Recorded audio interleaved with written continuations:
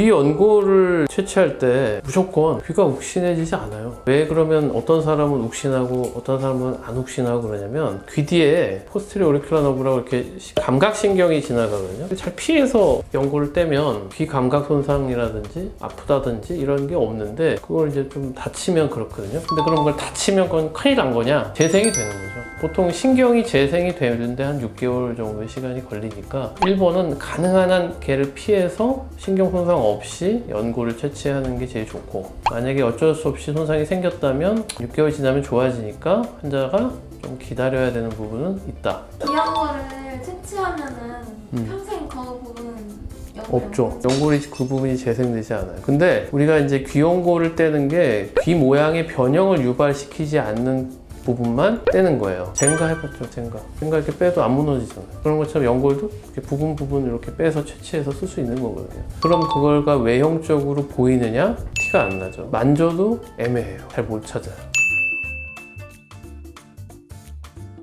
코는 뭐 한 달 지나면 자도 돼. 아무렇게나 자도 되죠. 근데 이제 구조적으로 뭔가 완전히 이게 딱딱해서 웬만한 충격에 변형이 없을 거라고 생각하면 한 3개월? 왜 그러냐면 이제 코 수술해 놓으면 그 안에 섬유 조직이 막 생기면서 새로 코 모양을 다 이렇게 감싸요. 그게 완성되는 게 이제 한 3개월 정도면 되니까. 누구나 딱딱해져요. 코 수술하면. 딱딱해졌다가 시간이 지나면서 점점점 부드러워지는데, 완전히 부드럽다, 옛날 수술 전하고 똑같다라고 하는 건 좀 한계가 있을 수 있어요. 왜냐면 그 안에 구조물들이 좀 바뀌어 있고 흉살도 좀 생기고 하기 때문에. 코를 수술하고 제가 좀 부탁하는 거는 이거 언제 부드러워지나 자꾸 안 만졌으면 좋겠어요. 빨리 부드러워져야지 자꾸 만지는 거는 코 모양의 하등에 도움이 안 되기도 하고, 부드러워질 거는 시간이 지나면 다 부드러워지니까 이제 코 풀고 싶어요. 코도 파고 싶고, 하지 말라면 더 하고 싶거든요. 코는 뭐 한 6개월 이상 지나면 원래대로 시원하게 파셔도 돼요. 그거는 어떤 수술했냐에 따라 달라요. 길이 연장술을 시켜놓은 경우에는 돼지코는 어느 정도 제한이 좀 돼요. 왜냐면 앞쪽으로 이렇게 연골 지지대를 댔기 때문에. 근데 그거 말고 뭐 콧대를 높였거나 코끝 수술만 따로 한 경우라면 그거는 돼지코는 한 6개월 지나면 당연히 되죠. 상처가 수축하면서 생기는 좌우의 아주 마이너한 비대칭은 시간이 지나면 거의 눈치채지 못하게 돼요. 근데 사람이 콧구멍이 좌우가 완벽하게 대칭인 사람이 사실 별로 잘 없어요. 그리고 이 PD는 자기 콧구멍이 대칭인지 비대칭인지 알고 있어요? 잘 몰라요, 사람들 일반적으로. 내 콧구멍이 그런가? 그러다가 상담을 하면서 좌우가 조금 이렇게 다르죠? 그러면 아 그러네요? 그런단 말이에요. 콧구멍이 비대칭인데 살아가는 데는 크게 지장이 없다는 거죠. 근데 이제 너무 심하게 콧구멍이 짝짝이다. 그러면 그거는 뭔가 상처가 비정상적으로 수축이 일어났다는 거잖아요. 아니면 이제 뭐 수술할 때 꼬맨 게 좀 잘못 꼬매졌다든지, 그런 건 일시적으로 빨리 개입해서 다시 꼬매주는 것도 하나의 방법이긴 해요. 코끝을 올렸는데 콧구멍이 보인 거는 코끝을 올리는 방향이 잘못된 거예요. 코끝을 올릴 때 위로 들기만 해버리면 코끝은 높아졌지만 콧구멍이 당연히 보이거든요. 그래서 코를 들면서 앞으로 빼줘야 돼요. 시간이 지나면 좋아지나요? 그러면 코끝이 조금 처지면 덜 보일 수 있긴 하지만, 그런 경우는 제가 볼 때는 코를 올리는 방향을 다시 바꿔주는 게 훨씬 미적인 개선도나 환자의 심리적인 안정을 위해서 필요하다. 기다리는 건 6개월을 보통 얘기를 해요. 6개월 정도를 기다렸으면 될 건 되고 안 될 건 안 됐다라고 생각을 하는 거죠. 그리고 그때는 뭔가 재수술로 상황을 바꿀 수 있는 내 몸의 조직 상태가 됐다는 얘기거든요. 그래서 6개월 정도를 기다려본다. 눈 수술을 하든지 코 수술을 하든지 환자분들이 궁금해 하시는 상황이 항상 생길 거라고 봐요. 기존에 자기 병원들이 있으실 테니까 수술 받으시는 선생님들하고 어떤 불안함과 불만족 사항을 좀 심도 깊게 의논을 해보시는 게 제일 좋다고 생각을 합니다. 기다려서 해결될 문제인지 아니면 그렇지 않고 시간을 두고 교정을 해야 될 건지, 이거를 의논을 받아보시기를 권합니다. 복코는 코가 좀 살집이 있어서 통통하게 보이는 코. 복코는 살이 많으니까 많이 잘라내면 조그매질 수 있으니까 되냐? 그렇지 않은 경우도 많아요. 예를 들어서 코 사이즈가 크지 않고 연골 사이즈도 작은데 섬유 조직 양이 많은 경우는 많이 잘라낼 수가 없어요. 그건 오히려 덜 잘라내고 코를 더 높여서 비율을 바꿔가지고 덜 뚱뚱하게 보이게 하는 수술을 하기도 해요. 근데 환자가 기대치는 정확하게 심어줘야 돼. 이게 얼마나 코가 줄 거냐, 장신코가 정말 아주 오똑하고 날렵하고 이런 코가 될 거냐, 아니면 기존 코보다는 확실히 슬림해지는데 하지만 그래도 약간 동글동글한 이미지는 남아있을 거냐, 이런 거에 대한 기대치 설명이 충분히 이루어져야 된다. 더 잘라내드릴 조직이 남아 보이고 그러면 재수술을 할 수 있죠. 근데 이제 수술 전 사진과 비교해서 이 정도면 개선 정도가 충분한데 더 줄일 수 없나요? 이렇게 물어보시는 분도 있답니다. 그러면 위험하다, 이렇게까지 하면 위험하다라고 이제 환자분한테 정확히 설명을 드려야겠죠. 근데 조금씩은 더 개선시킬 여지가 있는 경우가 많이 있어요. 코가 납작하고 넓은데 딱딱한 코, 만져서 좀 움직여보면 정말 딱딱해서 코가 얼굴뼈에 딱 붙은 것처럼 발육이 안 된 코들, 이런 코들은 좀 어렵죠. 해도 효과가 크지 않고.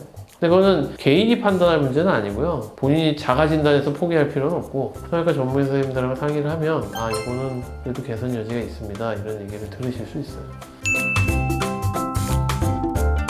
일단 피부 개선, 찝힌 코, 너무 연고를 과하게 묶어서 코 모양이 일그러지거나, 심한 경우는 이제 콧구멍 모양이 많이 이그러지면서 숨쉬기 불편해지기도 하고, 모든 코 수술의 기본은 기능을 해치지 않아야 돼요. 그러니까 숨 쉬는데 불편하지 않아야 돼요. 그리고 너무 과하지 않아야 돼요. 그렇게 수술한다면 뭐 안전하게 또 가능한 수술이다. 우리가 일반 코 수술은 한 2주만 되면 윤곽이 확 바뀌어서 보이거든요. 근데 복코는 조금 시간이 더 걸려요. 2달에서 3달? 한 달 정도에는 아직도 좀 통통한 것 같아요 그러시다가 한 3개월 지나면 많이 줄었어요 하고 오시고, 실제 사진 비교해봐도 많이 변화가 보이고, 뭐 6개월 정도면 충분하고, 복코 수술에서는 조금 일반 코 수술보다는 여유를 갖고 조금 생각을 해보시는 건 필요합니다. 복코 수술이 마냥 불가능하고 또 해도 효과가 없다, 이렇게 생각하는 것도 어떻게 보면 약간의 편견이고요. 효과적인 개선을 위해서는 환자분 코에 대한 정확한 판단이 필요하다. 조직을 더 절제해서 양을 줄일 건지, 비율적으로 끝을 높여서 개선시킬 건지 전문가 판단을 받아보셔서 코 모양의 개선을 가져가시길 바랍니다. 코가 짧다, 사람마다 얼굴 크기 차이가 있고 단순 길이를 가지고 얘기할 수는 없지만 보통 우리 성인 코가 한 4.5cm가 되는데, 절대 길이보다는 정면에서 콧구멍 보이는 양이 많다든지 짧은 코, 들창 코 이렇게 얘기를 하죠. 코와 이제 입술이 이루는 각도가 한 120도를 넘어서게 되면 코끝이 들려 보일 수밖에 없어요. 예쁜 코 그러면 95도, 105도 이 정도 사이에 있는데 각도를 좀 맞춰주는 것은 의미가 있다. 그리고 짧은 코들이 콧대가 낮은 경우가 많이 있고요. 그 외에는 이전 수술을 통해서 염증이 반복돼서 보형물 주변을 둘러싸고 있는 피막이 두꺼워지면 코끝이 이렇게 딸려 올라가는 부축이라는 현상이 와요. 그렇게 이제 인위적으로 발생한 짧은 코의 경우는 거기에 따른 치료를 다르게 진행을 해야 됩니다. 선천적인 원인에 의해서 코가 짧은 경우는 연골 성형을 통해서 코 길이를 길게 바꿔놓고 그 주변에 있는 피부 박리를 잘해서 코끝을 앞으로 늘려주는 이런 형태의 수술을 하는 게 이제 선천적으로 코가 짧은 사람들의 경우에 해당하는 거고, 후천적으로 염증이 반복돼서 생긴 구축으로 인해서 코가 짧은 경우는 기존에 들어있던 보형물도 제거하고 보형물을 둘러싸고 있는 피막도 제거하고 조직을 부드럽게 만들어야 돼요. 그리고 다시 모양을 만들어주는 거죠. 원인이 뭐냐에 따라서 조금 수술 방법이 다를 수는 있지만 코 안에 있는 연골 구조물을 바꾸고 필요에 따라서는 귀연골이나 비중격 연골이나 이런 걸 사용해서 코끝이 부드럽게 끝이 늘어날 수 있도록 모양을 바꿔주는 수술을 짧은 코 수술이라고 합니다. 작은 코였는데 콧대를 많이 높일 요량으로 두껍게 보형물을 넣었더니 코는 안 예쁘고 코는 더 들려 보이는 경우가 많이 생기거든요. 그래서 그런 경우는 과감하게 보형물을 아예 제거하거나 코끝 모양을 다시 만들어주는 수술을 진행해야 됩니다. 사실상 수술하는 사람이 제일 힘들어하는 게 이게 수술로 인해서 짧아진 이런 코 아닌가요? 맞죠. 수술을 하면 그 안에 흉 조직이 많이 생기거든. 그러면 우리가 그 안에 있는 흉살들을 100% 제거한다? 최대한 그 흉살들을 많이 제거해 줄수록 코는 자연스럽게 또 다시 잘 늘어날 수 있는데, 이게 또 그 안에 흉살을 많이 제거하면 코의 혈류순환이 떨어질 수 있기 때문에 코 피부 괴사라든지 이런 합병증이 생길 확률이 높아져요. 그래서 얼마나 그 안에 있는 흉살을 효과적으로 제거하면서도 겉에 있는 피부나 이런 거에 영향을 주지 않게 할 거냐, 이게 이제 아주 좀 기술적인 부분인 것 같고, 그걸 잘 제거할수록 이제 수술 후에 짧아진 코가 잘 늘어나는 효과를 많이 볼 수 수 있는 거죠. 짧은 코를 늘리는 데 있어서 가장 효과적인 연골은 비중격 연골이 좋고요. 가장 지지력도 좋고 원래 코 안에서 하던 역할도 지지를 하던 애기 때문에, 근데 이게 다 있지를 않아요. 어떤 사람은 이전에 비중격 만곡증 수술했다거나 아니면 이전 수술에 썼다거나 또는 외상을 입어서 부러지면서 뭐 연골이 없다거나, 그러면 그땐 차선책으로 쓰는 게 또 이제 귀연골을 씁니다. 양쪽에 있기 때문에 꽤 많은 양을 확보해서 쓸 수 있지만, 귀연골도 여러 번 수술을 통해서 없다 그러면 늑연골. 근데 늑연골이 갖고 있는 단점은 핀다거나 그리고 생각보다 코끝에 들어왔을 때 굉장히 딱딱한 성향을 갖고 있기 때문에 첫 번째 초이스로 쓰이진 않습니다.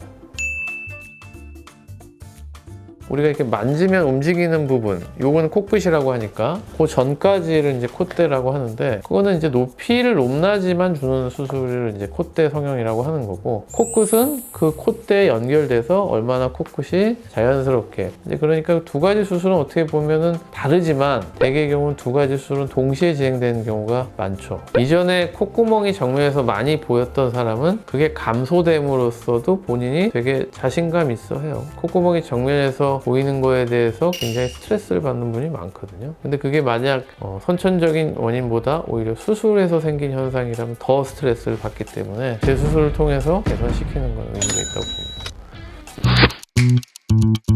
이름님, 코끝 성형도 궁금합니다 하셨네요. 네, 저희가 사실 코에 관해서도 여러 번 동영상을 제작했는데 뭐 이렇게 딱 코끝 성형만 딱 떼서 하기지는 않았던 것 같아요. 그래서 코끝 성형에 대한 얘기를 한번 오늘 그럼 해보도록 하겠습니다. 사실 코가 예쁘려면 코끝이 예뻐야 되는 것 같아요. 저는 그렇게 생각해요. 제가 쭉 이렇게 코수를 해오면서 느낀 거지만, 콧대가 높은 코도 예쁘려면 코끝이 완성이 돼 있을 때 콧대가 높아야지. 활용점정처럼 요즘은 무보형물 코수술이라는 걸 해요. 콧대를 만들 때는 보형물이라는 이물질을 쓰는 거죠. 근데 이게 코끝까지 가서는 안 돼요. 모양의 부자연스러움도 생기지만 술 먹으면 코끝이 막 빨개져요. 추운데 나가면 코끝이 또 빨개져요. 막 이런 사람들 있잖아요. 압력 때문에 그런 증상이 심해져요. 그렇기 때문에 보형물은 좀 코끝보다 후방에 위치하고 있어야 돼요. 그러면 나머지 코끝을 어떻게 만들 거냐? 이거는 연골 갖고 하는 거예요. 자기 연골. 내 거 갖고 하는 거예요. 주로 많이 쓰는 게 이제 비중격. 자기 코 안에 있는 비중격, 귀연골, 늑연골, 가슴 늑연골.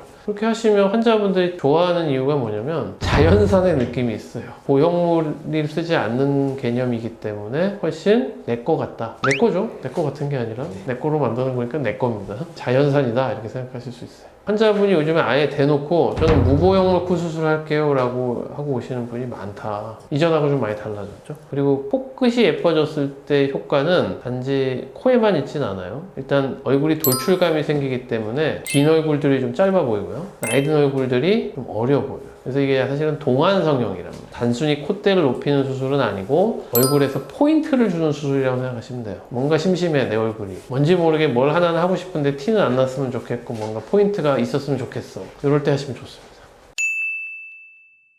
매부리 코인데 그런 코들의 특징은 코끝이 약간 아래를 향하고 있어요. 약간 화살코 그런 모양이에요. 그럼 난 이 매부리를 다 깎고 할 거냐? 그렇지 않고 그 모양에서 코끝만 좀 조절해주면 매부리를 깎지 않았지만 매부리가 좀 덜해 보이기도 하고 코가 길어 보이던 것도 개선되고 하는 효과가 있죠. 그래서 아주 다양하게 코끝 성형만은 시행할 수 있다. 코끝을 하시는 경우에 이제 유혹이 많아요. 예를 들면 실을 넣어라. 코끝에 집어넣는 실 또는 뭐 필러를 넣어라. 또는 코가 뚱뚱하면 윤곽 주사라고 해서 코에다 막 주사를 놔서 교식을 조그맣게 수축시키게 하는 것. 이런 시술들이 있거든요. 들어보면 팬시하잖아요. 뭔가 간단한 것 같고. 근데 이런 시술들이 결국은 굉장히 많은 문제를 일으켜요. 예를 들어서 윤곽 주사 같은 경우는 코끝의 모양이 뒤틀림, 변형을 유발시킬 수 있고, 실 같은 경우는 머지않아 코끝이 다 처집니다. 그렇기 때문에 어차피 수술을 또 하셔야 되고, 필러는 제가 말씀드렸듯이 옆으로 퍼지면서 코를 뚱뚱하게 만들어요. 그러니까 이런 시술들은 사실 적합한 시술들이라고 보기는 어렵죠. 그래서 코끝 모양에 대해서 개선을 원하시면 수술을 너무 두려워하시지 말고 연골 재배치와 연골 이식, 자기 조직을 이용한 재건술을 받아보시는 게 권장드릴 만하다. 굉장히 많은 환자들이 눈, 코 수술을 같이 하죠. 이걸 같이 하면 안 되냐고 생각할 이유는 별로 없는 거죠. 눈을 하나, 코를 하나 회복 시간은 1 더하기 1이 되는 게 아니고 1이다. 그러니까 눈 수술하고 코 수술을 했을 때 눈 회복할 시간에 코도 같이 회복을 해주는 거니까 사회복귀를 할 때 눈 따로 코 따로 하면 그런 기간이 2배가 된다 이렇게 생각하시면 효율적이다 이렇게 생각할 수 있죠. 그러면 이제 환자분들은 얘기를 하죠. 눈부터 해야 돼요? 코부터 해야 돼요? 많이 물어보시는 질문이에요. 근데 그런 경우는 저희 병원에서는 항상 일정하게 눈을 먼저 수술을 하고 그다음에 코를 연달아서 수술을 하는 거예요. 제가 한 20년 그렇게 해봤는데 가장 효율적이에요. 그러니까 그건 바꿀 생각은 저는 없어요. 눈 수술, 코 수술을 할 때 성형을 처음 하는 경우가 이제 눈, 코 수술을 하는 경우가 많기 때문에 막연한 두려움이 있잖아요. 쌍꺼풀하면 예뻐질까? 코까지 해가지고 얼굴 너무 이상해지지 않을까? 이런 막연한 불안감 때문에 따로 하시겠다는 분이 분명히 계시거든요. 할 때 같이 하는 게 좋을 겁니다. 왜냐면 많은 환자들이 나는 따로따로 해볼게요 했다가 근데 이게 2번 회복 기간 가지니까 별로였어요. 그냥 할 때 할 걸 그랬어요 라는 피드백을 많이 주시거든요. 하실 거면 같이 하는데 애매하다. 눈만 해보고 할까 말까? 그러시면 뭐 굳이 꼭 같이 하실 이유는 없는 거죠. 그런 것 같아요. 그러니까 수술은 결국은 수술 후의 모습을 환자들은 제일 중요하게 생각을 하거든요. 최종적인 모양만 예쁘면 괜찮다라고 생각을 할 수도 있어요. 그죠? 저희처럼 이렇게 오랜 성형을 해온 사람들의 입장에서는 수술 첫날부터 환자가 약간 괴물이 되어 있는 걸 원하지 않아요. 깔끔하게 수술이 끝나 있어서 많이 안 붓고 회복도 빠르고 결국 이제 결과는 같이 나오고 이런 걸 추구를 하거든요. 많이 부어서 괴물 형태의 모양이 되지 않게 하니까 같이 하는 거가 그렇게 부담이 없다는 거예요. 제 환자 중에 그거 많이 물어봐요. 여기는 코 수술하고 패킹 안 해요? 전 안 해요. 코 패킹 안 할 수 있게 해요. 그 코 패킹하는 이유는 하나거든요. 코에서 출혈이 있는데 그 피를 못 나오게 하려고 두꺼운 손뭉치를 코에다 이렇게 목 뒤까지 쫙 박아 놓거든요. 그러면 이제 환자는 그날은 죽는 거예요. 그렇게 안 하려면 박리 깨끗하게 하고 지혈 부위를 정확히 지혈하고 꼬매줄 때 다 정확하게 잡고 나오면 그럼 패킹 없이 끝날 수 있는 거예요. 그러면 안 붓는다는 거예요. 남들보다. 안 부으니까 다른 수술과 같이 했을 때 어떤 시너지로 인해서 붓기가 더 커서 환자가 괴로울 일이 없다는 거죠. 모든 병원이 다 가능한 것 같지는 않아요. 오히려 이런 여러 가지 수술을 하는 병원을 찾을 때 경험이 적은 병원에서 여러 가지 수술을 했다. 그러면 수술 시간이 되게 길어져요. 수술 시간이 길어진다는 거는 붓기도 늘어나고 회복 시간도 늘어나고 수술 결과도 당연히 안 좋을 수밖에 없어요. 나는 패킹을 안 하니까 얘를 이렇게 덜렁덜렁한 상태로 놔두는 게 아니고 전 이 안을 다 꼬매드려요. 기술적으로 귀찮고 번거롭고 저도 하기 싫은 부분도 있을 수 있겠죠. 근데 이걸 해서 패킹을 대체할 수 있으면 훨씬 환자의 회복하는 데 있어서 질이 높아진다는 거예요. 제 몸 하나 힘들고 환자를 편하게 해드리자. 이게 저희 병원의 경쟁력인 거죠. 성형부작용 제일 심하다 많이 나오니까 왜 성형수술 중에서 1위가 코냐가 저는 궁금한 거예요. 저희. 인터넷에 엄청나게 막 무서운 사진이 딱 떠. 근데 그게 나한테 일어날 확률은 사실 없다고 보시는 게 더 좋아요. 쳐보면 막 나온다는 사진 나도 무서워. 그런 거 보면 수술을 어떻게 하느냐에 따라서 굉장히 안전하고 부작용도 없이 잘 할 수 있는 건데도 자꾸 부작용이 속출하는 이유는 코에 대한 해부학적 이해 부족한 시술자가 무리한 시술을 해서 생긴 가능성이 굉장히 많은 거죠. 예를 들면 손가락, 발가락, 코끝 이런 데는 혈관 양이 많지 않아요. 혈관이 별로 없는 끝부분은 조직을 좀 과하게 잘라낸다든지 과한 볼륨을 집어넣는다든지 이러면 피가 잘 안 통하는 문제가 생기면서 조직괴사라는 문제를 만나게 되는 거예요. 의사라는 경험이라는 건 쌓여야 되는데 경험이 있는 의사와 없는 의사는 계속 나오는 거잖아요. 그러니까 나올 수밖에 없는 거죠. 내 경험상은 절대 코 수술이라든지 뭐 빈도가 눈 수술에 비해서 높다. 난 그렇게 보지는 않거든요. 내가 이해를 잘하나 봐, 아나토미. 옛날에는 코 수술 부작용 때문에 오는 많은 경우가 뭐가 있었냐면 구축, 짧은 코. 왜 그런 일이 벌어졌냐면 보형물을 집어넣으면 코도 피막이 생겨요. 컨디션 안 좋을 때마다 붓고 빨개지고 그래. 그랬는데 좀 며칠 지나니까 또 괜찮아. 그런 거를 이제 방치하면 자꾸 피막이 두꺼워지면서 코끝을 들고 올라간단 말이에요. 그런 거를 좀 예방할 수 있는 방법이 없느냐. 코 수술하다 보면 코 피부를 만지게 되잖아요. 코 피부 안에 상재균이 내 손에 묻어오거든. 아무리 의사가 소독을 잘했어도. 그런 것들이 이제 결국 보형물에 묻어서 들어가면 염증 소스가 되기 때문에 그런 걸 최대한 덜 만지고 집어넣기. 그 집어넣기 전에 뭐 손소독법 이런 노하우들이 좀 있어야 돼요. 그렇게 하면 실제 실리콘이 들어가도 피막들이 잘 안 생기고 생겼다 하더라도 굉장히 얇은 피막이어서 구축이 거의 오지 않는. 그래서 저는 구축으로 고민하진 않아요. 환자 코를. 제 환자들 환자들 중에서도 정말 코 수술도 고민을 하는 사람이 꽤 있어요. 하고는 싶은데 이게 뭐 생길까봐 무서워서. 그러면 이제 그런 리스크 팩터를 줄이면 되거든. 보형물을 안 쓰고 코 수술을 하는 방법. 그러니까 무보형물 코 수술이 요즘에 이제 그런 건들인데, 매부리가 있고 코끝이 떨어져 있는 형태의 코를 우리는 흔하게 만나요. 그러면 이제 매부리 살짝 다듬고 코끝만 올려줌으로써도 코 모양이 굉장히 개선이 되고, 이렇게 수술해갖고는 구축이 올 확률이 없어. 보형물 안 쓰니까. 여러 가지 방법들을 찾아가는 거죠. 기승전 경험치 많은 선생님들한테 많은 조언을 통해서 안전하게 수술 받으시면 절대 위험하진 않다. 예를 들어서 코 수술 부작용이 우리나라에 뭐 한 10에서 15%다 라는 통계가 나와 있다면, 모든 의사가 수술하면 10에서 15%가 나오느냐? 전혀 그렇지 않거든요. A라는 의사는 1% 미만일 것이고, B라는 의사는 20, 30%가 돼서 전체적으로 10에서 15%가 되는 거죠. 충분히 낮은 합병증으로 수술을 받을 수 있는 수술이다, 이렇게 생각하시면 될 것 같아요. 원하시면 몇 프로예요? 0%에 도전해볼까 합니다. 과로, 흡연, 음주 뭐 이런 건 당연히 피하셔야 될 것 같고, 특별하게 먹고 계신 약들이 있으면 웬만한 약들은 그냥 복용을 중단하고 하는 경우가 많지만, 뭐 혈압약 정도는 복용을 하시면서 수술합니다. 이거는 우리가 건강검진 받으러 가도 왜 공복이지만 소량의 혈압약은 드시고 오세요, 뭐 그런 약들이 있거든요. 근데 그런 약들은 뭐 계속 드시면서 하는 거고, 일반적으로 눈코 성형하는 나이가 어린 나이다 보니까 많이 보통 먹고 있는 약들이 일반적으로 여드름 치료제, 간혹 이제 나이 드신 분들 눈 성형할 때는 고혈압약 이런 것들이거든요. 근데 고혈압약은 드시고 여드름 치료제는 끊고, 왜냐면 여드름 치료제가 상처 치유 회복에 좀 방해가 되기 때문에 수술 전으로 한 1, 2주는 끊으시는 게 좋습니다. 그래야 상처가 더 예쁘게 나으니까요. 이거는 수술 전에 내가 복용하고 있는 약들을 의사 선생님한테 한번 쭉 보여주시고, 요거는 드시고 요거는 드시지 마시고, 이렇게 설명을 들으시고 하시면 될 것 같아요. 공복을 유지하고 오는 것도 중요하죠. 전신마취 같은 경우 8시간,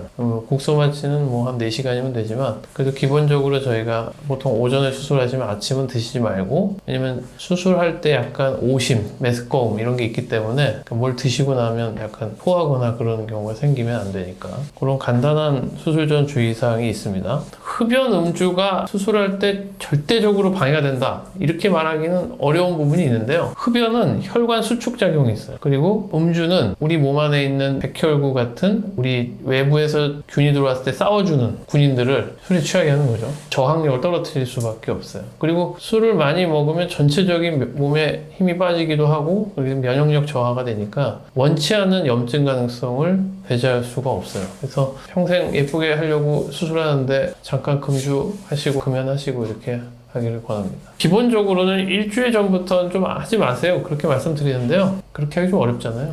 최소한 한 2, 3일은 안 하고 하시길 권합니다. 전자담배도 마찬가지인가요? 그건 내가 안 펴봐서 뭐예요. 전자담배라고 해서 니코틴이 없는 게 아니잖아요.